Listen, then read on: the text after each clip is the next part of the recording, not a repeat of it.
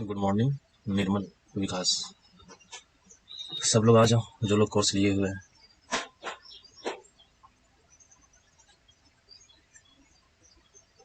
PPT क्या हो रहा है? पीडीएफ में क्या प्रॉब्लम हो रहा है?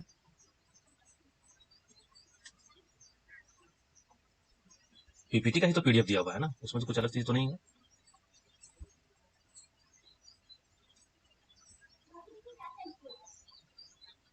दिक्कत हो रही है। पीडीएफ से टाइम टेकिंग कैसे? मान लो पीपीटी देंगे, ठीक है ना। पीपीटी भी क्या है कि तुम लोग फिर मोबाइल में ओपन करो। पीपीटी से तो इजीली पीडीएफ ओपन होता है मोबाइल में। अच्छा ठीक है, फिर देख लेते हैं, क्लास खत्म होने दो फिर बात करते हैं, ठीक है ना। उसमें चलो, आज जो हम लोग स्टार्ट करने जा रहे हैं वो स्टार्ट करने जा रहे हैं MCDR 1988।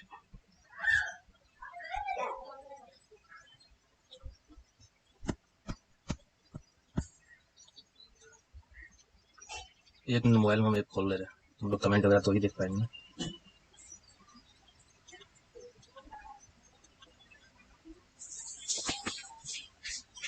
ठीक है, MCDR 1988 में क्या दिया, मतलब क्या है बेसिकली वो mineral conservation and development rules 1988। ठीक है, उसका जो फुल फॉर्म है, MCDR का फुल फॉर्म है क्या? Mineral conservation. ग्रुप में सेंड किया हुआ है, MDO का पेपर ग्रुप में डाला हुआ है। Mineral conservation and development rule 1988। ये कब 19 देखो, अभी क्या था कि जो MDO में जो आया हुआ था ना, उस टाइम 2017 का आया हुआ था कि MCDR 2017, मतलब होता है ना कि बार बार अमेंडमेंट होते रहता है, चेंज होते रहता है, ठीक है ना। तो तुम्हारे सिलेबस में क्या दिया हुआ है, माइंस इंस्पेक्टर सिलेबस में कि 1988 वाला पढ़ना है हम लोग को, ठीक है ना। ये कब आया था? 24 अक्टूबर 1988 को। डेट वगैरह याद रखना, ये सब एग्जाम में सीधा क्वेश्चन यही से आ जाता है। और ये जो किसके अंदर बना हुआ है, जो MMDR हम लोग एक पढ़े हैं ना, MMDR 1957, इसी को फॉलो करते हुए MCDR बनाया गया है। गुड मॉर्निंग सूर्यदेव, ठीक है।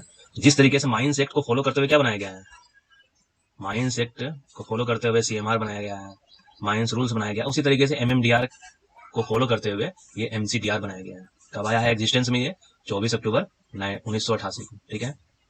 ये किसके अंदर आता है देख लो, government of India, ministry of steel and mines. जिस तरीके से DGMS किसके अंदर आता है, जो DGMS आता है वो ministry of labour and employment के अंदर आता है, ministry of labour and employment के अंदर आता है। और ये किसके अंदर आ रहा है MCDR? Ministry of steel and mines, ध्यान रखना, और डिपार्टमेंट ऑफ माइंस। ये तीन चीज, मतलब इसमें मेन ये है कि ministry of steel and mines के अंदर ही आता है MCDR 1988। कब लॉन्च हुआ है, मतलब कब आया एग्जिस्टेंस में?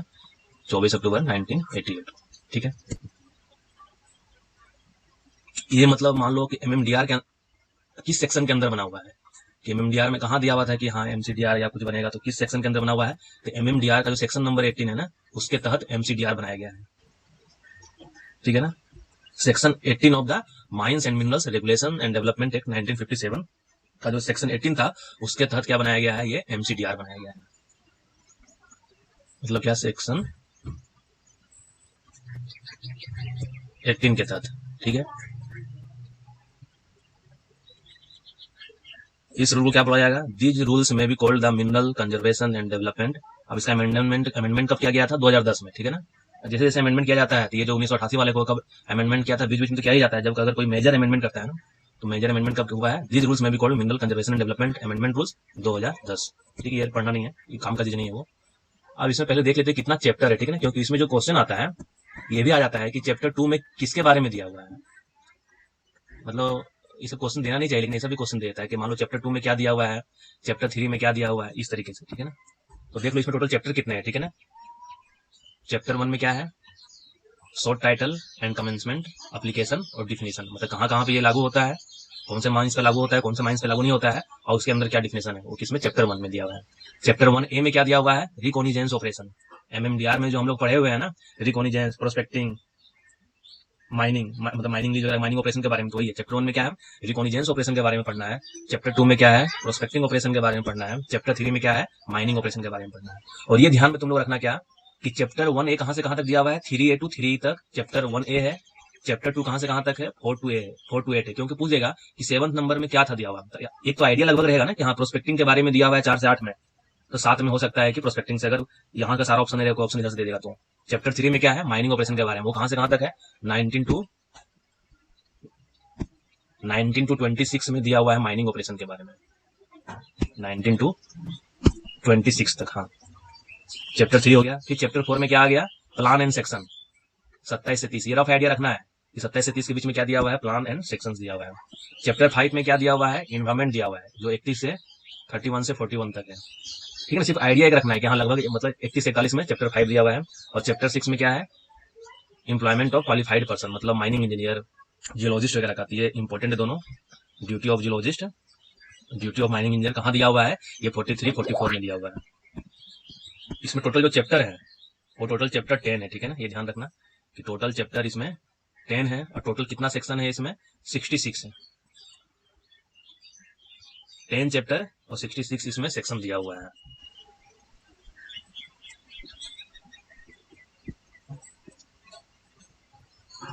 क्योंकि इसमें क्वेश्चन इस तरह पूछ देता है कि चैप्टर 6 में, कि चैप्टर 6 के 43 में या चैप्टर 6 में क्या दिया हुआ है, तो हेडिंग क्या है, एम्प्लॉयमेंट ऑफ क्वालिफाइड पर्सन। इस टाइप से क्वेश्चन इसमें आता है। जब एमडीओ लेवल में आ सकता है तो तुम लोगों में तो और उससे कम थोड़ा लेवल तो उससे कम ही एमडीओ से माइनिंग इंस्पेक्टर का, तो ये क्वेश्चन आ सकता है। ठीक है, चैप्टर 7 में क्या हो गया, एनुअल रिटर्न्स के बारे में पढ़ना है। ये तुम लोग पीडीएफ मिल जाएगा, ये पीडीएफ में तुम लोग देख लेना। ठीक है ना, कि टोटल 10 चैप्टर है, कहाँ पे क्या दिया हुआ है। अब हम स्टार्ट करते हैं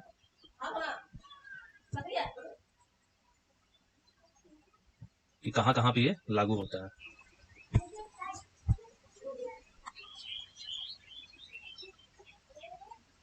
ठीक है ना, मतलब एमसीडीआर जो है, these rules shall apply to all mineral except, सभी मिनरल में अप्लाई होगा। किसमें किसमें नहीं होगा, पेट्रोलियम एंड नेचुरल गैस में नहीं होगा, कोल, लिग्नाइट और सैंड फॉर स्टोइंग पर्पस के लिए जो सैंड यूज कर रहे हैं उस पर नहीं होगा।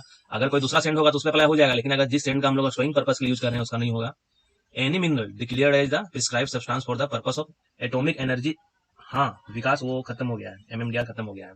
अगर कोई एटॉमिक एनर्जी वाला कोई एटॉमिक मिनरल आ रहा है तो इसके अंदर कवर नहीं होता है। और माइनर मिनरल मतलब क्या, दोनों को याद रखना है। एमएमडीआर कहाँ कहाँ पे लागू था, एमएमडीआर था ऑल मिनरल्स पे था ना, ऑल मिनरल्स एक्सेप्ट किस पे लागू नहीं था, मिनरल ऑयल पे, है ना। तो डिफिनेशन बेस्ड क्वेश्चन आता है। और मिनरल ऑयल इंक्लूड्स क्या क्या था, पेट्रोलियम गैस वगैरह क्या था ये, इस पे क्या था कि ये लागू नहीं होता था एमएमडीआर। और एमसीडीआर किस पे लागू नहीं होता है, पेट्रोलियम एंड नेचुरल गैस पे, coal, lignite and sand for stowing atomic energy वाला कोई मिनरल होगा वो। और माइनर मिनरल में ये लागू नहीं होगा, पीवीआई। ठीक है, क्वेश्चन देख लो क्या आया हुआ था। ये जो दिया हुआ है एमसीडीआर 2017, क्योंकि एमसीडीआर 2017 में तो ज्यादा चेंज नहीं हुआ है, वो तो रहेगा ही डिफिनेशन वगैरह, कि इसको मान के चलो ये क्या है 1988। ठीक है ना, अब पूछा है कि shall apply to all mineral except petroleum and natural gas, यहाँ भी अप्लाई नहीं होगा। Coal, lignite and sand for stowing यहाँ पे भी अप्लाई नहीं होगा। ठीक है, माइनर मिनरल मतलब ऑल ऑफ द अबव जो आंसर था वो सही। ठीक है, क्वेश्चन कैसा है देख लियो तुम लोग। एमसीडीआर कहाँ अप्लाई नहीं होगा, कोल, लिग्नाइट, सैंड मतलब कोयला माइंस में एमसीडीआर एप्लीकेबल नहीं है।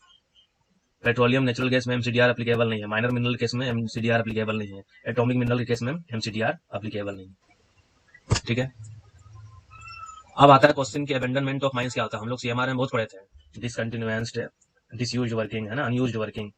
अबेंडनमेंट क्या होता है, मतलब माइंस को क्लोज कर देना। अबेंडनमेंट मतलब क्या, माइंस से मान लो मिनरल निकल गया है, एग्जॉस्ट हो गया है, तो हम लोग माइंस को क्लोज कर दे रहे हैं। Final closure of a mine, either whole, या पूरी तरीके से हम लोग माइंस को क्लोज कर दे रहे हैं, या पार्ट। ठीक है ना, इसलिए मान लो पूरा बड़ा सा माइंस हो गया, या इस माइंस को हम लोग फुल्ली क्लोज कर दिए हैं मिनरल पूरा निकालने के बाद, या पार्ट वाइज मान लो इस साइड से मिनरल निकाल लिए हैं, इसको इस एरिया क्लोज किए हुए हैं, तो इसे भी क्या बोलेंगे, अबेंडनमेंट ऑफ माइन। ठीक है, when the mineral deposit within mine और part thereof have been fully extracted, या माइन से पूरा निकाल लिया गया है या किसी पार्ट से पूरा निकाल लिया गया है, उसको क्लोज कर दिया गया है।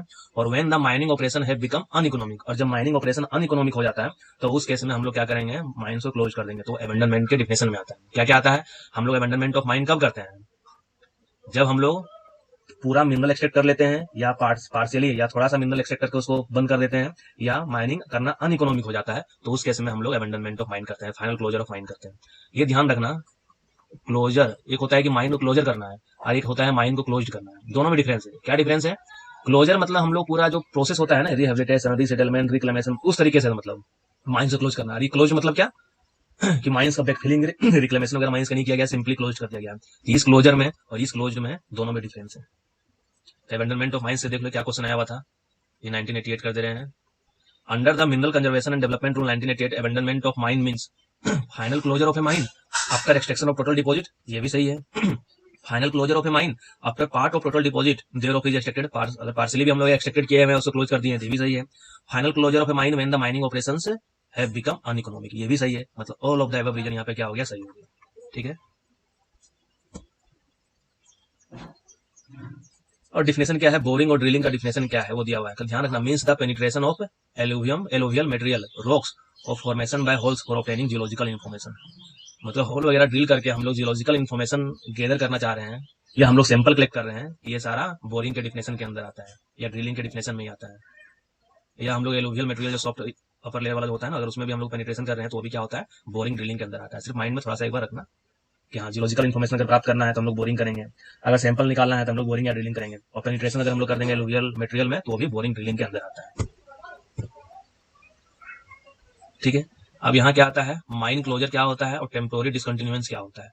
टेम्पोररी डिसकंटिन्यूएंस क्या हुआ, ये प्लान भी हो सकता है, अनप्लान भी हो सकता है, मतलब प्लानिंग करके हम लोग हो सकता है कुछ दिन के लिए माइंस को बंद कर दें, डिसकंटिन्यू कर दे ऑपरेशन को, तो होता है, या अनप्लान्ड वे में अचानक से कुछ डिजास्टर हो गया या कुछ वायलेशन हो गया है, कुछ भी कारण से अगर माइंस का टेम्पोररी कुछ देर के लिए अगर सस्पेंशन रहता है उसका काम, तो हम लोग क्या बोलेंगे, टेम्पोररी डिसकंटिन्यूएंस है।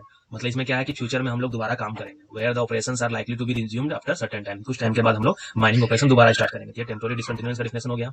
और माइन क्लोजर मींस क्या होता है, steps taken for reclamation rehabilitation measure taken in respect of mine और part thereof commencing from cessation of mining और प्रोसेसिंग, मतलब जो माइनिंग ऑपरेशन कर रहे थे या कोई प्रोसेसिंग कर रहे थे, वो ऑपरेशन पूरी तरीके से सीज हो गया है, बंद हो गया है, अब नहीं करना है ऑपरेशन, और उसके बाद माइंस को हम लोग रिक्लेम कर रहे हैं या मतलब रिहेबिलिटेशन मेजर ले रहे हैं, तो होता है माइन क्लोजर। ध्यान में रखना, माइन क्लोजर और टेम्पोररी डिसकंटिन्यूएंस में क्या डिफरेंस है।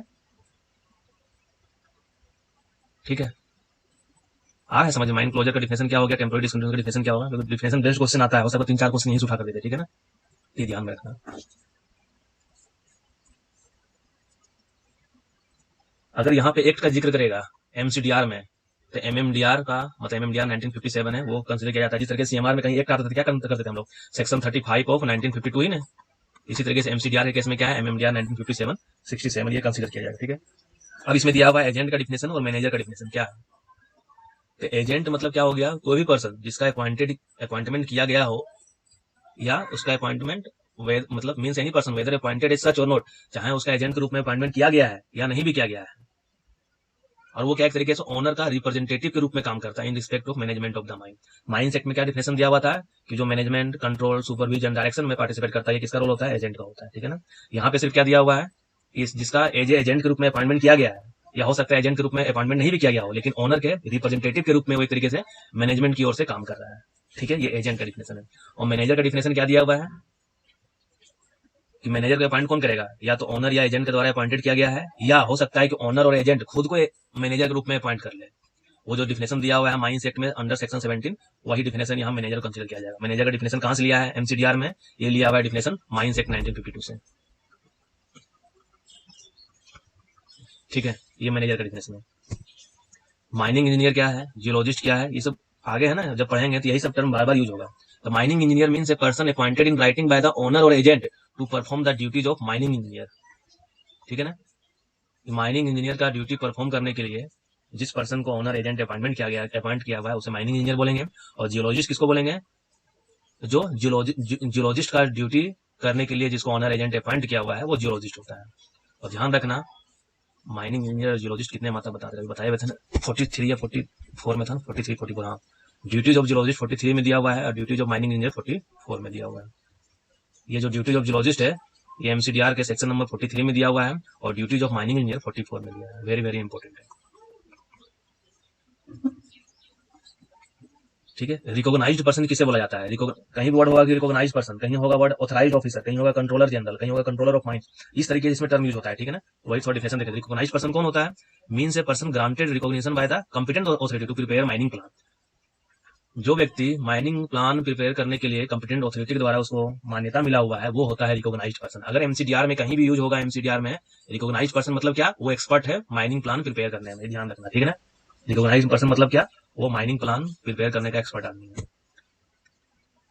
अब ये चारों टर्म बहुत कॉमन है, बहुत जगह यूज आया कि नोटिस ओपनिंग करेंगे, प्रोस्पेक्टिंग ऑपरेशन पर प्रोस्पेक्टिंग का परमिशन लेंगे, रिकॉग्निजेंस का परमिशन लेंगे, तो किसको किसको एप्लीकेशन देना रहता है। जिस तरीके से था ना अपने सीएमआर में chief inspector, regional inspector of mines, है ना, उस तरीके से आईबीएम को देते थे, है ना, नोटिस ऑफ ओपनिंग वगैरह जो भी था, डिस्ट्रिक्ट मजिस्ट्रेट को देते हैं, जो भी था इस तरीके से, बस उसी तरीके से रिलेटेड यहाँ पे भी है। ऑथराइज्ड ऑफिसर मतलब क्या, any officer of the Indian bureau of mines duly authorised in writing by the controller general of Indian bureau of mines to perform the function under this rule. मतलब authorised officer को कौन appoint करता है?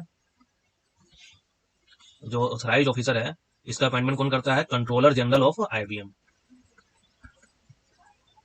ये किसका member होता है? ये इंडियन ब्यूरो ऑफ माइंस का ऑफिसर होता है, ऑथराइज्ड ऑफिसर। और रिकॉग्नाइज्ड पर्सन कौन होता है? माइनिंग प्लान प्रिपेयर करने वाला एक्सपर्ट आदमी को हम लोग बोलेंगे रिकॉग्नाइज्ड पर्सन। और ऑथराइज्ड ऑफिसर कौन हो गया? आईबीएम का ऑफिसर हो गया, जिसका आईबीएम का कंट्रोलर जनरल अपॉइंट किया हुआ है इस रूल के तहत, जो भी उसका ड्यूटी वगैरह दिया हुआ है उसको परफॉर्म करने के लिए।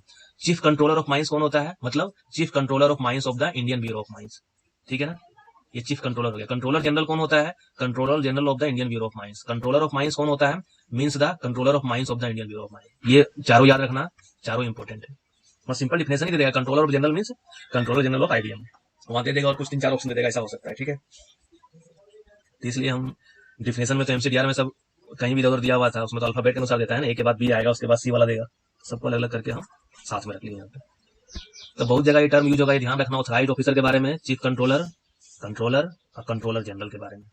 ऑथराइज्ड ऑफिसर कौन अपॉइंट करता है? कंट्रोलर जनरल जो है आईबीएम का, वो ऑथराइज्ड ऑफिसर को अपॉइंटमेंट करता है। ठीक है, जिस तरीके से रीजनल इंस्पेक्टर होता था, यहाँ रीजनल कंट्रोलर है। रीजनल कंट्रोलर मतलब क्या? Regional controller of mines of the Indian bureau of mines. ठीक है, अब यहाँ पे देखो, हम लोग माइंस एक्ट में फाइनेंशियल ईयर पढ़ते थे और एक कैलेंडर ईयर पढ़ते थे। ठीक है ना, फाइनेंशियल ईयर क्या था? 1 अप्रैल से लेके 31 मार्च तक के पीरियड को फाइनेंशियल ईयर बोलते थे। और कैलेंडर ईयर किसको बोलते थे? 1 जनवरी से लेके 31 दिसंबर के पीरियड को हम लोग क्या बोलते थे? Calendar year. ठीक है, यहाँ पे वैसा कुछ अलग नहीं किया हुआ है, सिर्फ ईयर का डिफिनेशन दिया हुआ है। ईयर मीन्स मतलब क्या?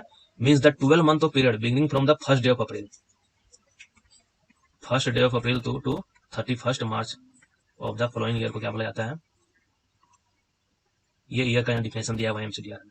मतलब एक तरीके से जो डिफिनेशन दिया हुआ है वो दिया हुआ है फाइनेंशियल ईयर का। मतलब वो जो भी जब भी ईयर कंसीडर करता है एमसीडीआर में, वो फाइनेंशियल ईयर को ही कंसीडर करता है। ये ध्यान रखना, क्योंकि ये क्वेश्चन अगर आ जाएगा तो बहुत लड़का लोग यहाँ पे टिक क्या करेगा? ईयर है तो हो सकता है वो जनरली टिक कर देगा 1 जनवरी से लेके 31 दिसंबर के पीरियड को ईयर बोलते हैं। नहीं, यहाँ पे एमसीडीआर में क्या बोला हुआ है? फाइनेंशियल ईयर को ही ईयर यहाँ मान के चल रहा है। ठीक है, अंडरग्राउंड माइंस में जिस तरीके से कोल माइंस हम लोग क्या करते हैं? डेवलपमेंट करते हैं स्टार्टिंग में, मतलब पिलर पूरा फॉर्म करके रख दिए हैं। ठीक है ना, ये डेवलपमेंट कर दिए। और उसके बाद क्या करते हैं हम लोग? डीप्लरिंग करते हैं, कि पिलर का भी एक्सट्रैक्शन करते हैं। ठीक है ना, ये जो पिलर होता है इसका भी एक्सट्रैक्शन कर लेते हैं, तो डीप्लरिंग कर लेते हैं केविंग या स्टोइंग मेथड से। ठीक है, तो यहाँ पे भी क्या होता है? जो मेटल माइंस वगैरह में जो यूज होता है ना, डीप्लरिंग टर्म यूज नहीं होता, डीप्लरिंग के बदले स्टॉपिंग टर्म यूज होता है, ध्यान रखना। जिस तरीके से कोल माइंस में डीप्लरिंग होता है, मेटल माइंस में उस टर्म को क्या बोलते हैं? स्टॉपिंग बोलते हैं। डेवलपमेंट दोनों केस में सेम है, ये स्टॉपिंग होता है, डीप्लरिंग का स्टॉपिंग होता है। ठीक है ना, यहाँ डेवलपमेंट का डिफिनेशन क्या दिया हुआ है? Means the driving of an opening to or in a ore body or seam or removing overburden or unproductive or waste material as a preparatory to mining or stopping. मतलब mining करने के लिए जो हम लोग स्टार्टिंग में development करेंगे, ओबी को रिमूव कर रहे हैं। ठीक है ना, और बॉडी में हम लोग ओपनिंग कर रहे हैं, उसमें जाने की कोशिश कर रहे हैं, ये डेवलपमेंट होता है। स्टॉपिंग क्या होता है? Means making any underground excavation other than development working. Stopping का पर्पस क्या है? Made for the purpose of winning ores और मिनरल्स एंड इंक्लूड्स एक्सट्रैक्शन और स्प्लिटिंग और रिडक्शन ऑफ पिलर और ब्लॉक ऑफ मिनरल्स। ये स्टॉपिंग के डिफिनेशन में आ गया। स्टॉपिंग के डिफिनेशन में क्या गया कि हम लोग यहाँ पे विन कर रहे हैं, आप जो एक्सट्रैक्शन करना स्टार्ट किए हैं स्टॉपिंग में। ठीक है ना, इसमें स्प्लिटिंग कर सकते हैं, रिडक्शन कर सकते हैं, ब्लॉक ऑफ मिनरल्स वगैरह का। तो ये स्टॉपिंग का डिफिनेशन हो गया, ये डेवलपमेंट का डिफिनेशन हो गया, ध्यान रखना। स्टॉपिंग डिप्लरिंग का सिनोनिम्स है मेटल माइंस के लिए। क्वेश्चन सीधा आता है, माइनिंग प्लान कितने प्रकार का होता है? ठीक है ना, माइनिंग प्लान, तो माइनिंग प्लान 2 प्रकार का होता है, एक प्रोग्रेसिव माइन क्लोजर प्लान होता है, एक फाइनल माइन क्लोजर प्लान होता है। ठीक है, प्रोग्रेसिव क्या होता है कि मान लो अभी हम, पहले क्या था माइंस का, थोड़ा सा हल्का सा बैकग्राउंड में जा रहे हैं उसके बाद फिर। पहले का क्या था माइंस में कि माइंस क्लोज नहीं करता था, क्लोजर नहीं होता था। क्या था? माइन ओपनिंग का परमिशन ले लिया, लास्ट में इसी तरीके से छोड़ दिया। तो ये सब चीज को देखते हुए इन्वायरमेंट वाले देखिए कि यार ये तो माइनिंग वाले तो माइंस अपना कोयला निकाल लिए, अपना मिनरल निकाल लिए, बाकी माइंस को गड्ढा बना के छोड़ देते हैं, बैकफिलिंग नहीं करते हैं, आग लग जा रहा है, ये हो रहा है। तो सबको देखते हुए बोला कि नहीं, अब आप लोग जब माइनिंग के लिए परमिशन लेंगे ना, तो उसी समय आप लोगों को प्रोग्रेसिव माइन क्लोजर प्लान और final mine closure plan submit करना होगा। मतलब प्रोग्रेसिव माइन क्लोजर प्लान क्या होता है कि आप मान लीजिए 5-5 साल के इंटरवल पे हर बार 5 ईयर, ठीक है ना, कि एक बार जो सबमिट करेगा वो 5 साल के लिए, कि 5 साल तक अगर कोयला निकाल रहे हैं, किसी जगह से मिनरल निकाल रहे हैं, तो आपका क्लोजिंग का प्लानिंग क्या रहेगा, कैसे आप उसको बैकफिलिंग कीजिएगा, वो सारा चीज दिखाएगा प्रोग्रेसिव माइन क्लोजर प्लान में। और फाइनल माइन क्लोजर प्लान क्या हो गया, अगर माइंस को जब बंद करना है तो उसके 1 साल पहले तक वो अप्रूवल ले लेगा कि हाँ ये जो फाइनल माइन क्लोजर प्लान है मेरा, इस तरीके से माइनिंग करेंगे। और साथ में क्या करना पड़ता है, फाइनेंशियल एश्योरेंस भी देना पड़ता है कि अगर मान लो माइनिंग वाले की माइनिंग करके भाग गए और वो, तो फिर बैकफिलिंग का खर्चा कौन उठाएगा? तो उस केस में माइनिंग वाले क्या करते हैं, कुछ पैसा भी जमा करते हैं पेड करते हैं कि अगर माइनिंग वाले माइनिंग करके भाग गए हैं तो ये पैसा को वो अथॉरिटी निकाल कर अपना माइंस को क्लोज करेगा, ठीक है ना। तो यहाँ पे देख लो माइनिंग प्लान क्या है, a plan prepared under section 5 of the act and the rules made thereunder. Progressive mining closure plan क्या होता है, a progressive plan for the purpose of providing protective reclamation and rehabilitation measure in a mine और part thereof. ये किसके guidelines के अनुसार prepare किया जाता है, आईबीएम के गाइडलाइंस के अनुसार, ठीक है ना। और फाइनल क्लोजर ऑफ माइन में क्या, फाइनल माइन क्लोजर प्लान में क्या क्या रहेगा, इसमें रहेगा कि मान लो माइंस बंद हो रहा है तो हम लोग जो भी वहां मशीनरी वगैरह को सबको शिफ्ट करना होगा, तो डीकमीशनिंग मतलब मशीन का डीकमीशन कैसे करेंगे, शिफ्टिंग वगैरह कैसे करेंगे, रिक्लेमेशन कैसे करेंगे उस एरिया को, फिर वापस उस एरिया को हम लोग रिहेबिलिटेट कैसे करेंगे जब माइनिंग ऑपरेशन सीज हो जाएगा, cessation of mining and mineral processing operation. और ये भी गाइडलाइन जो फाइनल माइन क्लोजर प्लान बनाया जाएगा, ये भी गाइडलाइन आईबीएम जो इशू करेगा उसके आधार पर बनाया जाएगा, ठीक है ना। और ये ध्यान रखना, भी जो ईसीएल का माइनिंग में क्वेश्चन आया हुआ था, सबमिट किसको करते हैं, हम लोग बना रहे हैं आईबीएम के गाइडलाइंस के अनुसार, लेकिन सबमिट करना है मिनिस्ट्री ऑफ कोल को, ठीक है। फाइनेंशियल एश्योरेंस अभी बता रहे थे ना, ये टर्म ध्यान रखना क्योंकि एग्जाम में क्वेश्चन आया हुआ है। Financial assurance mean the securities furnished by the lease holder to the competent authority so as to indemnify the authorities against the reclamation and rehabilitation cost.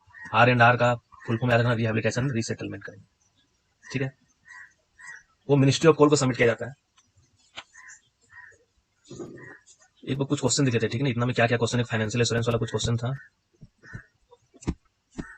कि मतलब R&R करने के लिए अगर माइंस वाला करके भाग जा रहे हैं तो उसके इसमें R&R करेगा, ठीक है ना।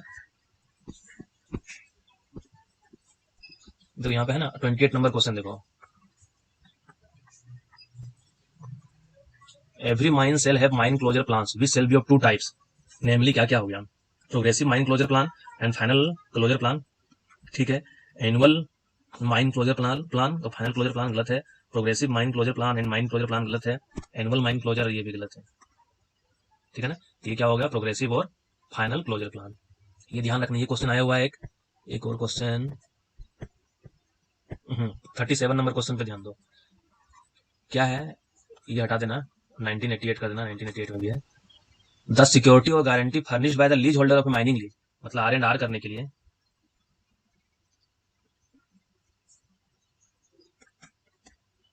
ठीक है ना। तो क्या फाइनेंशियल सिक्योरिटी बोलते हैं, माइनिंग सिक्योरिटी बोलते हैं, फाइनेंशियल एश्योरेंस बोलते हैं, फाइनेंशियल प्रॉमिस बोलते हैं, फाइनेंशियल एश्योरेंस, ठीक है ना। क्वेश्चन देख लो कहां से आ रहा है, क्या बोल रहे हो यार, सबमिट कहाँ करेंगे इसे, ठीक है। मिनिस्ट्री ऑफ कोल इसलिए होता होगा ना, तो मिनिस्ट्री ऑफ मेटल भी होता है, अगर मेटल के लिए बात करें तो उसके इसमें जो मिनिस्ट्री ऑफ कोल सेक्टर के अंदर ही वहां पे हो सकता है, उसका ब्रांच होता होगा मेटल का भी, तो वहां पे सबमिट करें, ऐसा है, ठीक है।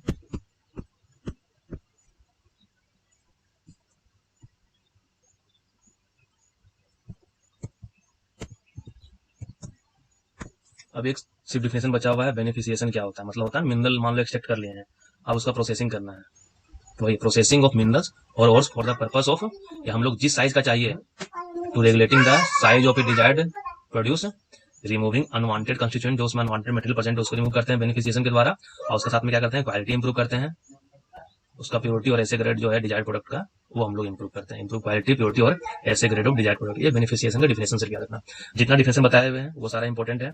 और एक ये ध्यान रखना, एक क्वेश्चन जो आया हुआ है वो डिफिनेशन में तुम लोग बताए हुए नहीं है, सोचे क्वेश्चन से बता देते हैं तुम लोग को, ठीक है ना। 25 नंबर में, under the MCDR 1988 environment and environmental pollution shall have the same meaning as assigned respectively to them in Environmental Protection Act 1986, ठीक है ना। ये ध्यान रखना कहीं भी इन्वायरमेंट पॉल्यूशन ये के बारे में कुछ भी बात करेगा वो जो इन्वायरमेंट प्रोटेक्शन एक्ट है ना 1986 उसके अंदर ही बात करेगा, ठीक है। तो अभी तक टोटल कितना क्वेश्चन हम लोग देख लिए, ऐसा आया हुआ है 1 2 3 4, अभी जितना पढ़े हैं वहां से 4 क्वेश्चन आया हुआ है। अब आता है, स्टार्ट करते हैं क्या, रिकॉग्निजेंस जो ऑपरेशन था ना चैप्टर 1, कौन सा था चैप्टर 1 नहीं, चैप्टर ये 2 या 3 होगा शायद, चैप्टर 1, अच्छा चैप्टर 1 है, ठीक है ना। रिकॉग्निजेंस ऑपरेशन ये हम लोग पढ़ने जा रहे हैं, 3A 3B 3C 3D 3 बहुत ईजी है, ठीक है ना। हम इसमें सिर्फ नोट किए हुए हैं, इसमें ज़्यादा डिटेल नहीं लिखे हुए हैं कि मान लो रिकॉग्निजेंस परमिट मिल गया है, ठीक है ना, कि आप रिकॉग्निजेंस कर दिया, आप एक रिकॉग्निजेंस ऑपरेशन हम लोग किस मतलब जियो फिजिकल सर्वे जियो केमिकल सर्वे जो करते हैं या बोरहोल ड्रिल करेंगे उसका मैनर क्या रहेगा, किस तरीके से ड्रिल करेंगे उसके बारे में। तो इसमें क्या है, देखो हम क्या लिखे हुए हैं, जो भी होल्डर रहेगा जो रिकॉग्निजेंस का परमिट लिया हुआ है वो क्या करेगा, within 60 days of the getting of reconnaissance permit. जैसे मान लो 60 दिन जैसे उसको मिल गया, रिकॉग्निजेंस परमिट मिला है, तो रिकॉग्निजेंस परमिट मिलने के 60 दिन के अंदर वो स्कीम सबमिट करेगा। क्या उसका रिकॉग्निजेंस ऑपरेशन करने का तरीका क्या होगा, किस तरीके से किस मैनर से वो रिकॉग्निजेंस ऑपरेशन करेगा, किसको सबमिट करेगा वो, to the controller general and regional controller और ऑथराइज्ड ऑफिसर। ठीक है, आ गया आईबीएम वाला आदमी को, इसको किसको सबमिट करेगा, कंट्रोलर जनरल, रीजनल कंट्रोलर और ऑथराइज्ड ऑफिसर। ऑथराइज्ड ऑफिसर को कौन अपॉइंट करता है, कंट्रोलर जनरल ही अपॉइंट करता है। ठीक है ना। तो स्कीम ऑफ रिकॉग्निजेंस क्या है कि जैसे रिकॉग्निजेंस परमिट मिला तो 60 दिन के अंदर वो कंट्रोलर जनरल को, रीजनल कंट्रोलर को और ऑथराइज्ड ऑफिसर को सबमिट करेगा क्या, स्कीम ऑफ मतलब रिकॉग्निजेंस ऑपरेशन किस मैनर में करेगा। और उसमें साथ में क्या क्या रहेगा, particular of the area such as areal extent, boundary मतलब एरियल एक्सटेंट कितना फैला हुआ है, बाउंड्री कहां तक है, प्लान का स्केल क्या रहेगा, एरिया ऑफ जियोलॉजिकल मैपिंग वगैरह, और particulars of the machine instrument, कौन सा मशीन यूज करेगा, कौन सा इंस्ट्रूमेंट यूज करेगा, ये 3A के अंदर जाएगा। ठीक है ना, 3A में ये पढ़े हम लोग। 3B में क्या है कि अब मान लो रिकॉग्निजेंस परमिट मिल गया है, अब वो रिकॉग्निजेंस ऑपरेशन मान लो स्टार्ट किया है या करने वाला था, लेकिन उसका प्लान में कुछ चेंज आ गया है, तो क्या करेगा, अगर मान लो कोई जियोलॉजिकल कंसिडरेशन के कारण क्या हो गया है, वो जो रिकॉग्निजेंस ऑपरेशन का जो सबमिट किया हुआ है यहाँ पे कि किस तरीके से रिकॉग्निजेंस ऑपरेशन करेगा, अब हो गया ये कर रहा था, कुछ जियोलॉजिकल डिसकंटिन्यूटी ऐसा मिल गया कि उसको कुछ मॉडिफिकेशन करना पड़ा, तो उस केस में क्या करेगा, रिकॉग्निजेंस परमिट होल्डर वो मॉडिफाई करेगा खुद से रिकॉग्निजेंस ऑपरेशन स्कीम, और जो मॉडिफाई करेगा तो 15 दिन के अंदर यहाँ within 15 days of such modification holder of the reconnaissance permit, RP मतलब रिकॉग्निजेंस परमिट, वो किसको इंटीमेट करेगा, कंट्रोलर जनरल को, रीजनल कंट्रोलर को, ऑथराइज्ड ऑफिसर को। ठीक है ना, दोनों सेम है यहाँ पे, controller general plus regional controller या ऑथराइज्ड ऑफिसर को सबमिट करेगा विद इन 15 डेज, इंटीमेट करेगा एक तरीके से कि मेरा रिकॉग्निजेंस ऑपरेशन करने का जो तरीका था कुछ जियोलॉजिकल कंसिडरेशन कारण कुछ जियोलॉजिकल डिसकंटिन्यूटी मिल गया जिसके कारण हमको चेंज करना पड़ा, तो 15 दिन के अंदर सबमिट करेगा मॉडिफिकेशन वाला, और जब स्टार्ट करने जाएगा तो 60 दिन के अंदर सबमिट करेगा। ठीक है, 3B में क्या हो गया, मॉडिफिकेशन ऑफ स्कीम ऑफ रिकॉग्निजेंस। अब 3C में क्या हो गया कि रिकॉग्निजेंस ऑपरेशन किस तरीके से ले सकते हैं, या 3A में जो हम लोग सबमिट किए हुए हैं, या 3B में मॉडिफाई करके किए हुए हैं, या कंट्रोलर जनरल या रीजनल कंट्रोलर या ऑथराइज्ड ऑफिसर जिस तरीके से गाइडलाइन इशू करेगा, हम यही तीनों के बेसिस पे क्या करेंगे, अपना हम रिकॉग्निजेंस ऑपरेशन करेंगे। ठीक है, 3C यही है। अब क्या है कि रिकॉग्निजेंस ऑपरेशन अभी स्टार्ट कर लिए हैं। अभी क्या था कि रिकॉग्निजेंस का परमिट मिल गया था, तो रिकॉग्निजेंस परमिट होल्डर क्या कर रहा था, 60 दिन के अंदर, 60 दिन के, अच्छा हिंदी में लिख रहे हैं विद इन 60 डेज, 60 दिन के अंदर क्या करेगा वो, manner of reconnaissance operation, manner of reconnaissance मतलब स्कीम या मैनर ऑफ रिकॉग्निजेंस ऑपरेशन कैसा रहेगा वो सबमिट करेगा। और अगर कुछ जियोलॉजिकल डिसकंटिन्यूटी मिल गया तो उसके कारण क्या करेगा, मॉडिफिकेशन कर देगा स्कीम में, तो 15 डेज के अंदर इंटीमेट कर देगा फिर किसको, कंट्रोलर जनरल, रीजनल कंट्रोलर और क्या कहते हैं ऑथराइज्ड ऑफिसर को। अब एक 3A 3B या रीजनल कंट्रोलर, कंट्रोलर जनरल या ऑथराइज्ड ऑफिसर के तहत 3A 3B 3C में जो भी सबमिट किया हुआ है, 3A 3B के तहत क्या करेगा, या इसके डायरेक्शन के अनुसार वो रिकॉग्निजेंस ऑपरेशन स्टार्ट कर लिया है। अब रिकॉग्निजेंस ऑपरेशन स्टार्ट कर लिया है, तो स्टार्ट करने के फिर कुछ दिन के बाद किसको खबर करेगा, वो इंटीमेट करना रहेगा किसको, तो within 15 days of commencement of reconnaissance operation reconnaissance permit holder shall send intimation form. वो फॉर्म कौन सा होगा, फॉर्म AA फॉर्म होगा। फॉर्म AA में ये जो रिकॉग्निजेंस परमिट होल्डर होगा वो 15 दिन के अंदर रिकॉग्निजेंस ऑपरेशन जो स्टार्ट हो गया है, फॉर्म AA में सबमिट किसको करेगा, कंट्रोलर जनरल को, कंट्रोलर ऑफ माइंस को और रीजनल कंट्रोलर को। ठीक है ना, यहाँ पे ऑथराइज्ड ऑफिसर को नहीं करना है। क्या क्या है यहाँ पे, कंट्रोलर जनरल, एक एक्स्ट्रा कौन सा आ गया यहाँ पे, ऑथराइज्ड ऑफिसर के बदले कंट्रोलर ऑफ माइंस आ गया। ठीक है ना, controller general, controller of mines plus regional controller को वो रिकॉग्निजेंस ऑपरेशन जो स्टार्ट हो गया है फॉर्म AA में विद इन 15 डेज, 15 दिन के अंदर वो सबमिट करेगा फॉर्म AA। ये होता है इंटीमेशन अबाउट रिकॉग्निजेंस ऑपरेशन। अब जब रिकॉग्निजेंस ऑपरेशन खत्म हो गया है, कैरी आउट कर लिया है, तब क्या करेगा, रिकॉग्निजेंस ऑपरेशन का सबमिशन रिपोर्ट वो सबमिट करेगा। तो यहाँ पे क्या है 3E में submission of reports about reconnaissance operation सारा आ सकता है। ठीक है ना, इसमें आ सकता है कि कितना दिन के अंदर हम लोग इंटीमेट करना है इस तरीके से। तो रिकॉग्निजेंस का और प्रोस्पेक्टिंग का दोनों का सेम है, अभी तक जहां तक पढ़े हैं वो दोनों में सेम है, 60 दिन 15 दिन 15 दिन वाला केस दोनों में सेम है। ठीक है,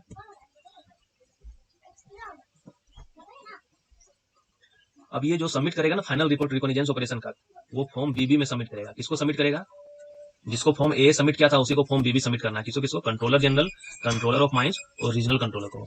ईयरली रिपोर्ट भी सबमिट करना है फॉर्म BB में। साथ में क्या क्या रहेगा, along with all aerial, photogeological, geophysical, geochemical and such other data. ठीक है, मेन ये है कि so as to reach them within 30 days after expiry of every year from the date of execution of the reconnaissance permit. ठीक है ना, इसमें क्या है, यहाँ पे ये ध्यान रखना, यहाँ पे उधर 60 दिन 15 दिन का बात हुआ था, यहाँ पर 30 डेज का बात हुआ है। मतलब मान लो आज किसी को मिला है रिकॉग्निजेंस ऑपरेशन, आज कोई मतलब आज मिला था, ठीक है ना, आज कितना तारीख हो गया है, आज है तारीख 3 मई। 1 साल कब कंप्लीट होगा, 2 मई 2023 को इसका, ठीक है ना। इसका जो है ना इधर किस तरीके से लिख दिया, लाइन बाय लाइन लिख दिया है ना ये वाला, बस उसी तरीके से ये भी है, हम वही लिख दे रहे हैं यहाँ पे कि अगर 3 मई को किसी को मिला हुआ है, ठीक है ना, और 2 मई को वो 1 साल कंप्लीट हो जा रहा है, तो 1 साल के मतलब कंप्लीट होने के बाद after the expiry of 1 year, तो विद इन 30 डेज वो फॉर्म बीबी में सबमिट करेगा क्लोजर रिपोर्ट उसका, ठीक है। After expiry of every year, मतलब प्रत्येक साल वो date of execution reconnaissance permit क्या करेगा, सबमिट करेगा, और the expiry of the reconnaissance permit. अब अगर है कि माइंस है कि मान लो रिकॉग्निजेंस परमिट जो था पूरा एक्सपायर कर गया है, या अबेंडनमेंट हो गया, रिकॉग्निजेंस ऑपरेशन अब नहीं करना है, ठीक है ना, या टर्मिनेशन हो गया, तो उस केस में जो भी जल्दी आ जाएगा। अब मान लो कि अगर 1 साल एक्सपायर हो जा रहा है, तो उसके एक्सपायरी होने के 30 दिन के अंदर, और अगर कोई माइंस हो रहा है कि 7 महीने में रिकॉग्निजेंस ऑपरेशन खत्म हो गया, 7 मंथ में मान के चलो, ठीक है ना, टर्मिनेशन हो रहा है मान लो 8 मंथ में, 8 मंथ में मान लो कोई टर्मिनेट हो रहा है, ऐसा कुछ कंडीशन आ गया, तो जो तीनों में जल्दी आ जाएगा, या 1 साल या 7 महीना, मतलब अबेंडनमेंट या टर्मिनेशन, जो तीनों में जल्दी हो जाएगा, उसके विद इन 30 डेज वो वहां पे सबमिट करना है। या 1 साल क्रॉस कर जाएगा तो 1 साल के खत्म होने के 30 दिन के अंदर, या माइंस किसी भी दिन बंद हो गया है, रिकॉग्निजेंस ऑपरेशन या जो कर रहा था वो अबेंडनमेंट हो गया, किसी कारण से बंद कर दिया गया है, तो उसके 30 दिन के अंदर, या टर्मिनेट कर दिया गया है तो उसके 30 दिन के अंदर जमा करना। तीनों में जो जल्दी आ जाएगा उसके अनुसार जमा करना है। ये था 3A 3B 3C 3D 3E रिकॉग्निजेंस का कैसे करना है सारा चीज, ठीक है ना। और अभी बताए थे कि जो स्कीम ऑफ प्रोस्पेक्टिंग है वो भी सिमिलर वे में है, क्या है, स्टार्टिंग में 60 दिन के अंदर वो सबमिट करना है रीजनल कंट्रोलर जनरल को, रीजनल कंट्रोलर को और ऑथराइज्ड ऑफिसर को। हम सिमिलर जो वहां पे 3A में पढ़े हैं वो यहाँ पे 4 में पढ़ना है, सेम है, ठीक है। खाली इसमें डिटेल ये है कि प्रोस्पेक्टिंग में जो मैनर रहेगा प्रोस्पेक्टिंग करने का, साथ में क्या क्या डिटेल डालेंगे, वो कोई काम का डिटेल नहीं है। अब है कि वहां पे मॉडिफिकेशन किए थे 3B में, यहाँ मॉडिफिकेशन का दिया हुआ है 5 में दिया हुआ है। अब मॉडिफिकेशन करने के बाद क्या था, फिर सबमिट करना था, तो जो था कि 15 दिन के अंदर सबमिट करना है, किसको, कंट्रोलर जनरल को, रीजनल कंट्रोलर को, ऑथराइज्ड ऑफिसर को, दोनों सेम है, 3B और 5 भी दोनों सेम है। अब प्रोस्पेक्टिंग ऑपरेशन जो कैरी आउट करेगा, और जो स्कीम ऑफ प्रोस्पेक्टिंग सबमिट किया हुआ है उसके अनुसार करेगा, या मॉडिफिकेशन करके करेगा, या जैसा कंट्रोलर जनरल और ऑथराइज्ड ऑफिसर जैसा ऑर्डर देगा उसके अनुसार करेगा। बस ये दो हाईलाइट हम कर दिए हैं ब्लू में, है ना। अब यहाँ पे ध्यान रखो कि 6 में वहां क्या था कि 3 है, यहाँ 4 हो गया, वहां 3B था, यहाँ पे 5 हो गया, वहां पे 3C था, यहाँ पे 6 है, लेकिन थोड़ा सा चेंज है। क्या चेंज है इसमें, चेंज क्या है कि किसको, मतलब किसके डायरेक्शन के अनुसार, डायरेक्टेड बाय, या तो जो प्रोस्पेक्टिंग ऑपरेशन के लिए जो स्टार्टिंग में सबमिट किया है 4 में, किस मैनर में करेंगे, या 4 तरीके से करेगा, या अगर कुछ जियोलॉजिकल डिसकंटिन्यूटी मिल गया है और उसके बाद अगर वो प्रोस्पेक्टिंग ऑपरेशन कर रहा है, मॉडिफिकेशन किया हुआ है, तो 5 के तहत, या कंट्रोलर जनरल और ऑथराइज्ड ऑफिसर जो डायरेक्शन देगा उसके अनुसार प्रोस्पेक्टिंग ऑपरेशन कैरी आउट किया जाएगा। लेकिन वहां पे देखो 3C में क्या था दिया हुआ है, एक चीज में डिफरेंस है, कंट्रोलर जनरल, रीजनल कंट्रोलर, यहाँ ऑथराइज्ड ऑफिसर था, ठीक है ना, यहाँ पे ऑथराइज्ड ऑफिसर, अच्छा रीजनल कंट्रोलर यहाँ पे नहीं, ये ध्यान रखना, रीजनल कंट्रोलर यहाँ पे नहीं है। बाकी 3A 3B 3C सेम था, 4 5 6 सेम था, 60 दिन 15 दिन, ठीक है ना, ये भी 60 दिन और 15 दिन वाला है, हम सेम है। और फिर जिस तरीके से वहां क्या था 3D में था कि अब रिकॉग्निजेंस ऑपरेशन स्टार्ट हो गया है तो उसका इंटीमेट करना है। यहाँ पे क्या है कि प्रोस्पेक्टिंग ऑपरेशन स्टार्ट हो गया है तो इसका इंटीमेशन करना है। यहाँ फॉर्म ए था, यहाँ फॉर्म ए है, यहाँ पे विद इन 15 डेज था, इसमें भी विद इन 15 डेज है, विद इन 15 डेज, यहाँ भी यही है विद इन 15 डेज है, ठीक है।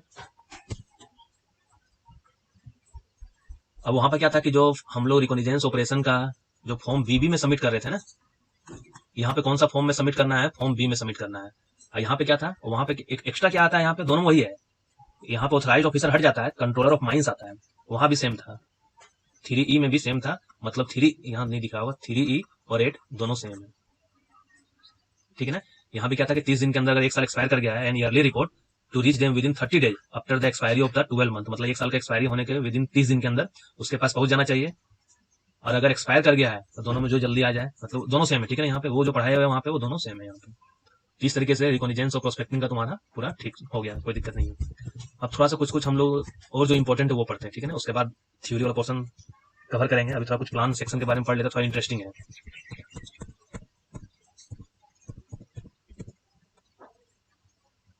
ये ध्यान रखना कि 32 में दिया हुआ है रिमूवल ऑफ टॉप सॉइल के बारे में, removal and utilisation of top soil,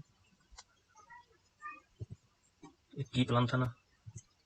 तो यहाँ पे जिस तरीके से हम लोग माइन प्लान और सेक्शन में CMR में जो 65 नंबर था ना रेगुलेशन, वहां पे दिया हुआ था माइनिंग प्लान एंड सेक्शन में, तो उसी तरीके सिमिलर वे में यहाँ भी दिया हुआ है 27 नंबर में क्या दिया हुआ है, general requirements about plan and section.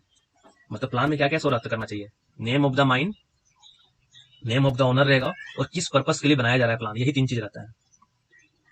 Name of the mine, grid open cast, name of the owner, CCL, purpose, जो भी पर्पस रहा माइनिंग ऑपरेशन करने के लिए जो भी रहा, ठीक है ना ऐसा। तो यहाँ मैनेजर का नाम नहीं रहता, ये ध्यान रखना, मैनेजर का नाम नहीं रहता है। साथ में उसमें शो क्या करना चाहिए, ट्रू नॉर्थ और मैग्नेटिक मेरिडियन शो करना चाहिए, and date of the letter, और मैग्नेटिक मेरिडियन का क्या डेट भी शो करना चाहिए, ठीक है ना। प्लान का स्केल क्या होना चाहिए, so a scale of the plan at least, जिस तरीके से था ना एटलीस्ट 25 सेंटीमीटर, वही सेम यहाँ पे 25 सेंटीमीटर। अब आता है ये इंपॉर्टेंट वाला, क्या है, अगर माइका माइंस रहा और कोई दूसरा माइंस रहा जिस having a small scale working below ground, ठीक है ना, अंडरग्राउंड माइंस है, अंडरग्राउंड में काम हो रहा है लेकिन बहुत स्मॉल स्केल में, तो उस प्लान का आरएफ क्या होगा, 200:1 होगा, ठीक है। और हम लोग 2000:1 हमेशा पढ़े ही हैं CMR में, 2000:1 वही है कि in case of mine having large open cast working, open cast working बहुत लार्ज माइन से बड़ा वाला माइन ओपन कास्ट वाला, और also in the case of surface plan of the large leasehold, अगर लार्ज वर्ड यूज आ रहा है, large open cast mines, large leasehold area, तो उसका आरएफ क्या रहेगा, 2000:1 रहेगा। और ये दोनों केस छोड़ के अगर कोई थर्ड केस आ जाता है तो उस केस में आरएफ क्या रहेगा, 1000:1 रहेगा, ये ध्यान रखना, VVI है। आरएफ पूछ सकता है कि माइका माइंस में जो प्लान हम लोग ड्रॉ करेंगे उसका आरएफ कितना होगा, 200:1। लार्ज ओपन कास्ट माइंस रहेगा तो उसका प्लान का आरएफ क्या रहेगा, 2000:1। कोई स्टोन माइंस रह गया तो उसका आरएफ क्या रहेगा, 1000:1। अदर केस में 1000:1 याद करके रखना है, ये तीनों याद कर लेना, बहुत ज्यादा इंपॉर्टेंट है ये। The owner, agent, mining engineer और manager of every mine shall keep the flowing, एक की प्लान रखता है, ठीक है ना। की प्लान क्या होता है कि एक ही प्लान में मान लो सारा चीज शो नहीं कर पा रहा है, तो उसके लिए हम लोग एक एडिशनल प्लान का जरूरत होता है, जिसको हम लोग क्या बोलते हैं, की प्लान बोलते हैं। तो की प्लान क्या होता है, उसका जो आरएफ होता है या 1:63,000 या 1:50,000, ये 2 आरएफ दिया हुआ है, ठीक है ना, ध्यान रखना। यहाँ मैनेजर है, हाँ यहाँ पे क्या है, ओनर, एजेंट, मैनेजर तो सबमिट करता ही है, लेकिन साथ में एक एक्स्ट्रा क्या आ गया है, माइनिंग इंजीनियर आया है, ठीक है ना, ध्यान रखना। एक की प्लान रखेगा, आरएफ क्या रहेगा, 1:63,000, बहुत ज्यादा इंपॉर्टेंट है, या 1:50,000 रहेगा।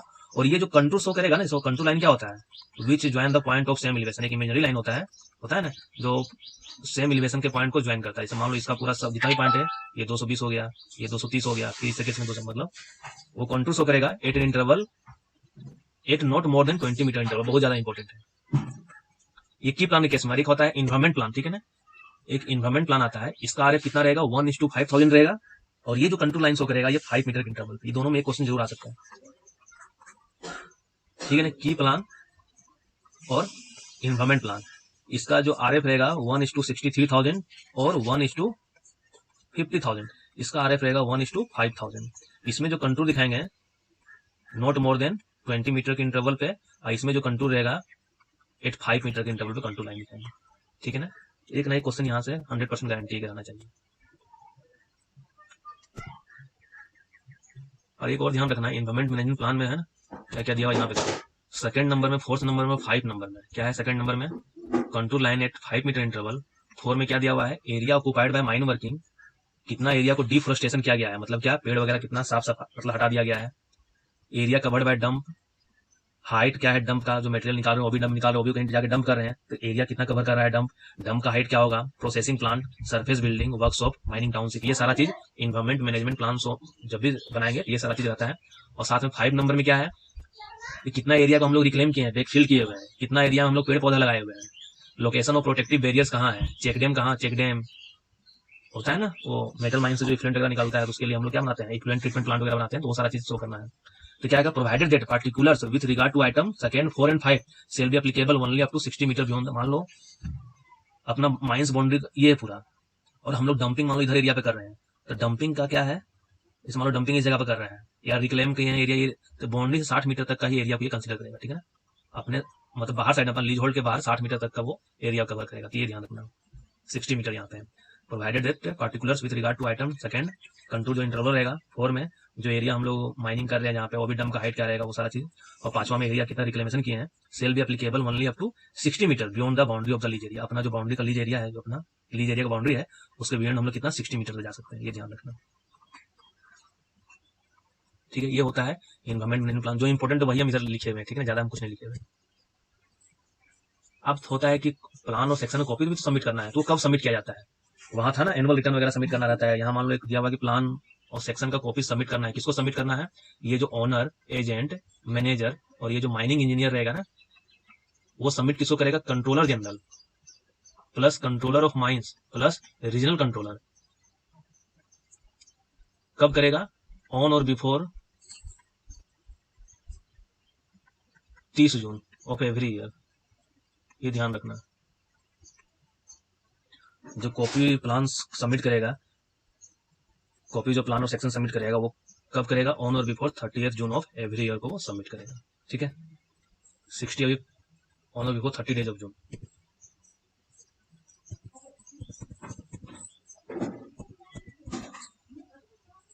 हाँ, अब ये ध्यान रखना कि रीस्टोरेशन ऑफ फ्लोरा होता है। ठीक है, मतलब क्या है?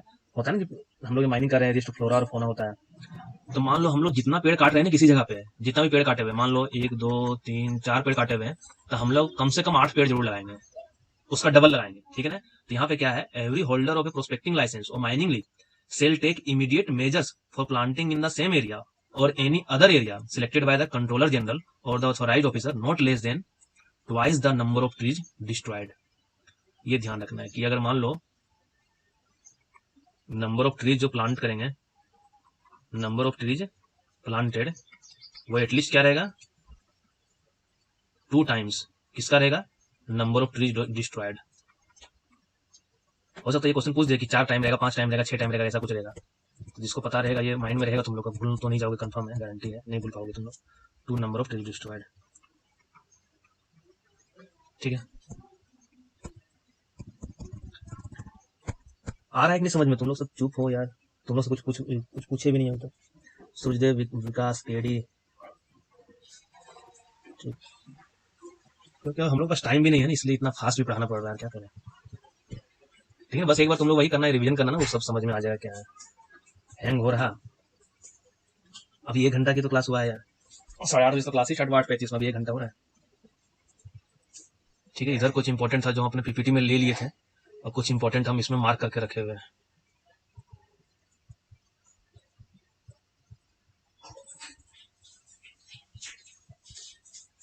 कितने प्रकार का प्लान होता है वो देख लो। जैसे हम लोग माइंस प्लान सेक्शन में पढ़े थे, 7 वहां पे पढ़े हैं, 7 टाइप्स ऑफ प्लान। ठीक है ना?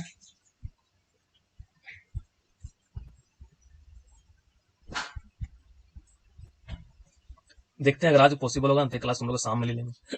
ठीक है, तो ये तुम्हारा क्या कराएंगे, पूरा कंप्लीट करवा देंगे, आज ही कंप्लीट करवा देंगे।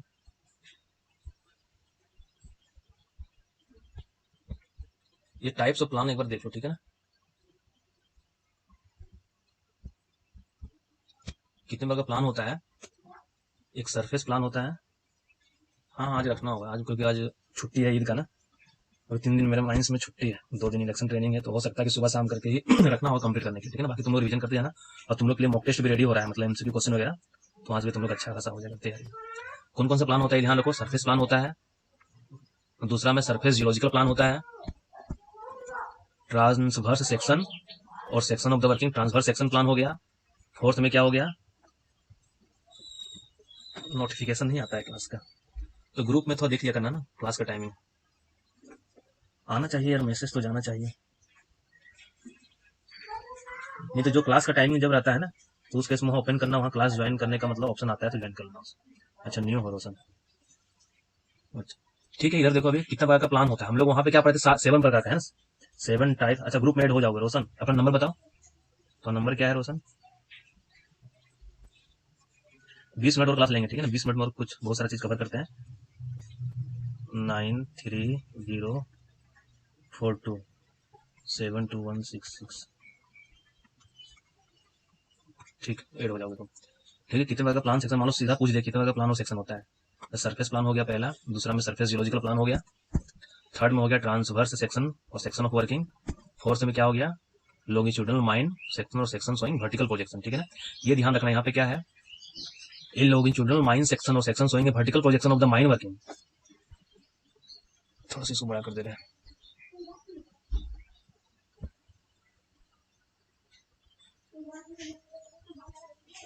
ठीक है, शो कर रहा है। डी नंबर में कंसीडर करना, यहाँ पे ये जो हाईलाइट किया है 30 डिग्री, ये इंपॉर्टेंट है। क्या है? एक जो लॉन्गिट्यूडनल माइन सेक्शन और सेक्शन शोएंगे वर्टिकल प्रोजेक्शन शो करेगा, ठीक है ना, किसका, ऑफ द माइन वर्किंग का, including outlines of all stopped out areas. Stopped out areas मतलब क्या, हम लोग डिक्लेयरिंग जिस तरीके से करते हैं ना, मतलब ब्लॉक ऑफ मिनरल वगैरह सारा निकाल लिए हैं, स्टॉप्ड आउट एरियाज, जहाँ पे वेयर है रीफ, वेन, लोड और मिनरल बेड डिपोजिट और part thereof has dip exceeding 30 degrees from the horizontal plane. मतलब लॉन्जिट्यूडनल माइन और सेक्शन में क्या दिखाएंगे, जो भी रिफ, वेन, लोड वगैरह क्या सब जियोलॉजिकल टर्म है, तुम लोग जियोलॉजी में पढ़े होगे वाला, ठीक है। रिफ वगैरह सारा जियोलॉजिकल टर्म है यार, कहीं क्रेक वगैरह में कुछ मिनरल डिपोजिट आ गया, उसी तरीके से कुछ एग्जैक्ट डिफिनेशन अभी मुझे पता नहीं है। तो ये ध्यान रखो कि लॉन्जिट्यूडनल माइन, सेक्शन और सेक्शन जो प्लान रहेगा जो शो करेगा, वो कोई भी जो रिफ, वेन, लोड, आज मोहित सर क्लास रहेंगे उनसे पूछना, ठीक है ना। रिफ, वेन, लोड और मिनरल डिपोजिट और part thereof has been, जिसका डीप 30 डिग्री से ज्यादा रहेगा, ठीक है ना। ये जो डीप रहेगा 30 डिग्री से ज्यादा रहेगा, exceeding 30 degree from the horizontal, वो भी हम लोग लॉन्जिट्यूडनल माइन सेक्शन इसका वर्टिकल प्रोजेक्शन लेंगे, उसमें शो करेंगे, ठीक है ना। ये 30 डिग्री याद रखना, इसलिए इसको हम यहाँ बताएं बस। और एक अंडरग्राउंड प्लान रहेगा, टोटल कितना प्लान अभी तक हो गया, 5 प्लान, ठीक है। एक इन्वायरमेंट प्लान रहेगा, 6 हो गया। अब अंडरग्राउंड प्लान में क्या क्या शो करना है वो ज्यादा इंपॉर्टेंट नहीं है, यहाँ पे इंपॉर्टेंट है 3rd नंबर का, ये जो लेस देन 10 मीटर है ना, ये इंपॉर्टेंट है। क्या है इसमें, कि जहाँ पे रिफ, लोड, वैन और मिनरल बेड्स या एक दूसरे के ऊपर ओवरलाइंग कर रहा है, ठीक है, इस तरीके से ओवरलाई कर रहा है, मतलब क्या, एक दूसरे के या पैरेलल भी हो सकता है, एक दूसरे के ऊपर ओवरलाई कर रहा है मतलब एक दूसरे के पैरेलल भी हो सकता है, तो वही है जहाँ पे डिफरेंट रिफ्स, लोड्स, वैन और मिनरल बेड और डिपॉजिट ओवरलाई और run parallel to one another, ठीक है ना। तो the working of each reef, pen यहाँ चेंज कर लेते हैं, कौन सा पेन से, the working of each reef, lode, vein और मिनरल बेड और deposit shall be shown on the separate plan और लॉन्जिट्यूडनल सेक्शन और सेक्शन, मतलब सेपरेट प्लान में शो किया जाएगा। हाउएवर अगर दो रिफ या लोड या वैन और मिनरल डिपॉजिट इस तरीके से सिचुएटेड है ईच अदर, मतलब कि parting between working made there is, अगर less than 10 metre at any place में, तो उसको भी हम लोग एक कंबाइंड प्लान और लॉन्जिट्यूडनल सेक्शन में शो करेंगे। ये ध्यान रखना, ये मेन है कि लेस देन जो 10 मीटर है ना, ये डाटा है कि अगर दो रिफ हो गया, ये रिफ हो गया, ये रिफ हो गया, अगर इसके बीच का जो पार्टिंग है ना वो लेस देन 10 मीटर है ना, तो उस केस में इसको हम लोग क्या करेंगे, एक कंबाइंड प्लान में या लॉन्जिट्यूडनल सेक्शन में भी इसका शो किया जाएगा। अब एक वीवीआई में ये भी आता है, ये क्या है कि settled boundary of the mining lease, जैसे होता है ना कि ये मान लो अपना हम माइंस का बाउंड्री बोल रहे हैं, दूसरा माइंस वाला यहाँ है, तो सेटल्ड बाउंड्री हो गया माइनिंग लीज, या ये मेरा माइन बाउंड्री हम यहाँ तक मान रहे हैं, दूसरा माइंस वाला बोल रहा है कि नहीं मेरा माइंस बाउंड्री आपका माइंस में घुस गया यहाँ तक है, तो ये डिस्प्यूटेड बाउंड्री हो गया, जो क्लेम कर रहा है दूसरा माइंस का ओनर वाला। तो उस केस में क्या करेंगे हम लोग, the plan under A and D, जो सरफेस प्लान हो गया और अंडरग्राउंड प्लान हो गया, यही दो प्लान में हम लोग क्या शो करेंगे, जो बाउंड्री होना है, डिस्प्यूटेड बाउंड्री या सेटल्ड बाउंड्री जो भी है, वो हम लोग सरफेस और अंडरग्राउंड प्लान में शो करेंगे। तो क्वेश्चन ये आ सकता है कि जो डिस्प्यूटेड बाउंड्री हो गया या सेटल्ड बाउंड्री हो गया माइनिंग लीज का, वो हम लोग कौन कौन सा प्लान में शो करते हैं, surface plan, surface geological plan, underground plan या सरफेस अंडरग्राउंड प्लान, तो वो सिर्फ इसमें सरफेस और अंडरग्राउंड प्लान में शो करते हैं। अब ये वीवीआई था, की प्लान का डिफिनेशन क्या आता है, जो की प्लान में पढ़ाया था ना 1:63,000, वो ये क्या है देखो, जहां पे पॉसिबल नहीं है कि show the complete boundary of the lease hold on the same plan, कि complete boundary of the lease hold, ये मान लो इतना तक बाउंड्री है, एक सिंगल प्लान में अगर शो नहीं कर पा रहे हैं हम लोग, तो हम लोग एक एडिशनल की प्लान, जो इसको हम लोग अदर सुटेबल स्केल में तैयार करते हैं, टू शोइंग सच बाउंड्री और outline of such working shall be maintain. मतलब की प्लान क्या होता है कि अगर हम लोग सिंगल प्लान में हम लोग अपने माइंस का लीज होल्ड बाउंड्री पूरा शो नहीं कर पा रहे हैं, तो हम लोग एक अलग से की प्लान तैयार करते हैं कि वो बाउंड्री हम लोग उस प्लान में शो कर लें, तो ये होता है की प्लान, ठीक है ना, ये इंपॉर्टेंट है। तो की प्लान के बारे में सारा डिटेल बता ही दिए थे, ये कंट्रोल का इंटरवल और ये तुम्हारा प्लान और सेक्शन में है। कितना टाइप्स ऑफ प्लान हुआ, टाइप्स ऑफ प्लान और सेक्शन में 5 हुआ, ठीक है ना। Surface plan, surface, surface geological plan, longitudinal section, transverse section, underground plan, ठीक है ना। ये 5 होता है। इन्वायरमेंट मैनेजमेंट प्लान वो अलग प्लान है।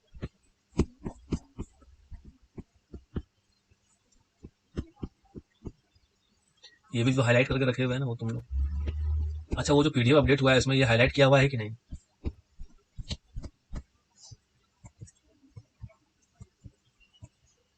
है तो बस हाईलाइट किया वाला ही तुम लोग उधर भी पढ़ना, ठीक है ना। एक बताए थे ना क्लोजर प्लान वाला, थोड़ा सा देख लो, जो 5 साल हो, बस यही लास्ट पढ़ा के आज का कंप्लीट करते हैं। 23 के पहले से कुछ नहीं है, ठीक है। कि माइन क्लोजर प्लान कितने प्रकार का होता है, 2 प्रकार का होता है, एक प्रोग्रेसिव होता है, दूसरा फाइनल माइन क्लोजर प्लान होता है। ये कहाँ दिया हुआ, 23A में दिया हुआ है। 23B में क्या है, submission of progressive mine closure plan. तो प्रत्येक माइंस का जो ओनर रहेगा या एजेंट रहेगा या मैनेजर रहेगा या माइनिंग इंजीनियर रहेगा, ठीक है, वो क्या करेगा, अगर फ्रेश ग्रांट और रिन्यूअल ऑफ माइनिंग लीज होता है तो सबमिट करेगा प्रोग्रेसिव माइन क्लोजर प्लान। तो यहाँ पे हम जो बता रहे थे मिनिस्ट्री ऑफ कोल का, वो कुछ दूसरा क्वेश्चन था, इसलिए लग रहा है। ये किसको सबमिट करना है, to the regional controller of mines, ठीक है ना, ये होगा रीजनल कंट्रोलर ऑफ माइंस और officer authorise by the state government. मतलब स्टेट गवर्नमेंट का कौन ऑफिसर हो गया, एमडीओ जो हो गया ना, डिस्ट्रिक्ट माइनिंग ऑफिसर या मिनरल डेवलपमेंट ऑफिसर, इसको सबमिट करेगा। तो एमडीओ क्या डायरेक्टली बोला हुआ नहीं है, मतलब जो इसको स्टेट गवर्नमेंट इसको ऑथराइज कर रहा है, तो स्टेट गवर्नमेंट इसी को ऑथराइज करता है, एमडीओ या डीएमओ, ठीक है ना।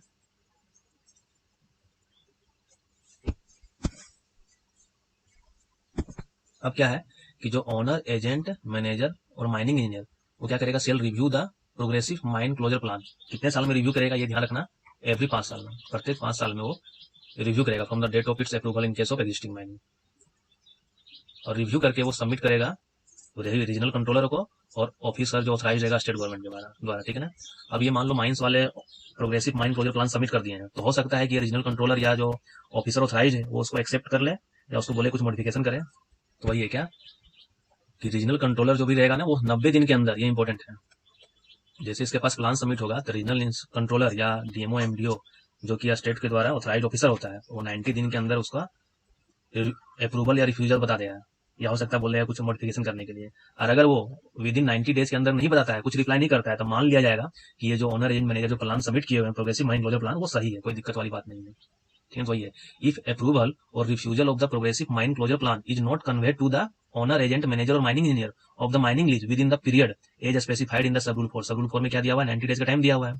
तो उस केस में क्या मान लिया जाएगा कि प्रोग्रेसिव माइन क्लोजर प्लान हुआ shall be deem to have been provisionally approved, ठीक है ना। और 23C में क्या हुआ है, submission of final mine closure plan. तो ऑनर, एजेंट, मैनेजर किसको सबमिट करेगा, वही रीजनल कंट्रोलर को सबमिट करेगा, और जो ऑफिसर ऑथराइज है स्टेट गवर्नमेंट के द्वारा। कब सबमिट करेगा, एज द केस में भी for approval 1 year prior to the propose closure of the mine. मान लो ये माइंस आज से 30 साल के बाद क्लोज होने वाला है, आज की दिन मान लो 3 मई 2050 में क्लोज होने वाला है माइंस। तो ये जो फाइनल माइन क्लोजर प्लान रहेगा ना, वो 2049 का 3 मई तक अप्रूव हो जाना चाहिए। 2050 में माइंस क्लोज होने वाला है, तो 1 साल पहले तक वो जो फाइनल माइन क्लोजर प्लान है कि हम किस तरीके से माइंस को क्लोज करने जा रहे हैं, फाइनल क्लोजर करने जा रहे हैं, वो 1 साल पहले उससे अप्रूव हो जाना चाहिए, for approval 1 year prior to the propose closure of the mine. यहाँ पे भी उसी तरीके से कि जब सबमिट करेगा तो 90 डेज के अंदर उसको अपना अप्रूवल रिफ्यूजल बताना होगा, और अगर वो नहीं बता पाता है तो उसके सब मान लिया जाएगा कि वो जो प्लान सबमिट किया गया है वो अप्रूव हो चुका है, ठीक है। तो आज के लिए इतना ही रहने देते हैं, बहुत सारा चीज तुम लोग कवर हो गया, मेन जो था बहुत सारा चीज कवर हो गया, लेकिन माइनिंग एमडीओ का जो पेपर था देख लो कैसा आया था। अभी इसमें थोड़ा सा जियोलॉजी माइनिंग इंजीनियर 42 43 है वो पढ़ेंगे, ठीक है। थोड़ा सा क्वेश्चन देख लेते, कुछ क्वेश्चन और हम लोग करने लायक हुए हैं या नहीं हुए, ठीक है। ये क्वेश्चन कर लिए थे, अभी तक एनुअल रिटर्न का हम लोग नहीं पढ़े हैं, ठीक है ना। ये क्वेश्चन नहीं हो पाएगा, ये क्वेश्चन हो गया है, ये क्वेश्चन हो गया है इन्वायरमेंट वाला।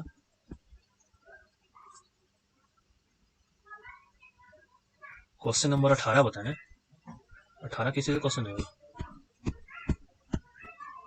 17, 18 क्या है, ये तो 18 है, ये तो 18 एमएमडीआर का क्वेश्चन है ना, एमएमडीआर का डेलीगेशन ऑफ पावर सेक्शन 26 में डेलीगेशन ऑफ पावर दिया हुआ है, वो एमडीआर हो गया, 21 से 40 तक दिया हुआ है एमसीडीआर। अब क्या है, under the MCDR 1988 who among the following shall with the competent authority to approve है mining plan for grant of a lease. ये अभी हम लोग नहीं पढ़े हैं, ठीक है, ये क्वेश्चन डाल लेंगे, ये क्वेश्चन अभी तक हम लोग नहीं पढ़े हैं, ठीक है ना। ये रूल वगैरह इसमें चेंज हो गया पूरी तरीके से। ये टेम्पोररी डिसकंटिन्यूएंस था ना, जिस तरीके से सीएमआर में जो 90 डेज दिया हुआ है ना टेम्पोररी डिसकंटिन्यूएंस का, वही यहाँ पे भी है।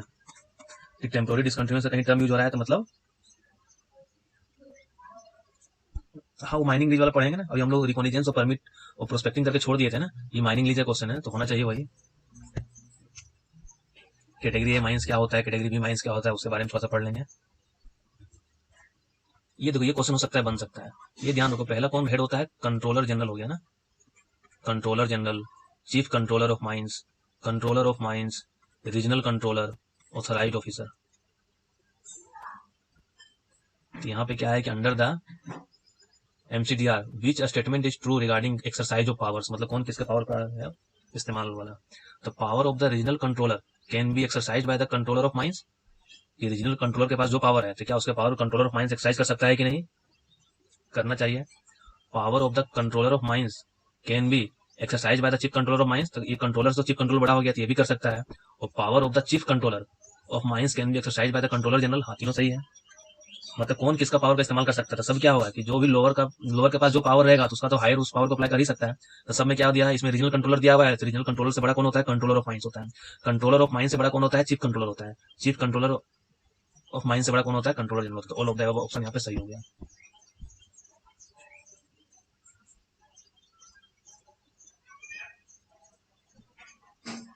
ठीक है, अभी ये सब नहीं पढ़े हुए हैं। फाइनेंशियल एसेंस हो गया। Limitation period to apply revision, ये भी हम लोग नहीं पढ़े हैं, ये भी नहीं पढ़े हैं अभी। जियोलॉजी वाला कुछ फॉर्म पढ़ेंगे हम लोग, है ना।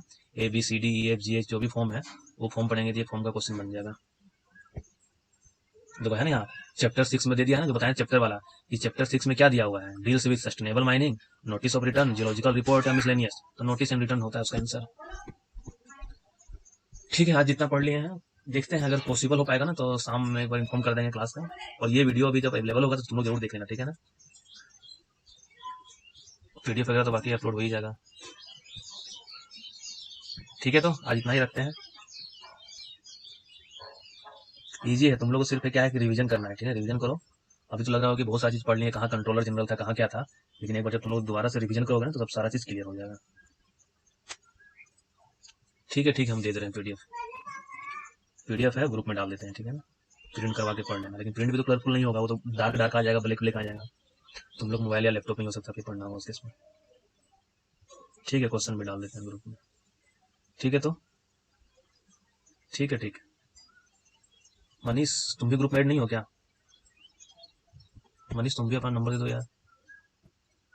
नहीं तो मेरा नंबर लिख लो ना, अभी जिसका इसका ऐड नहीं है ना, मेरा नंबर लिख लो तो मैसेज करना मुझे, ठीक है ना। 7004481782 नंबर लिख लो और मैसेज करना, ठीक है ना, तो ऐड करवा देते हैं।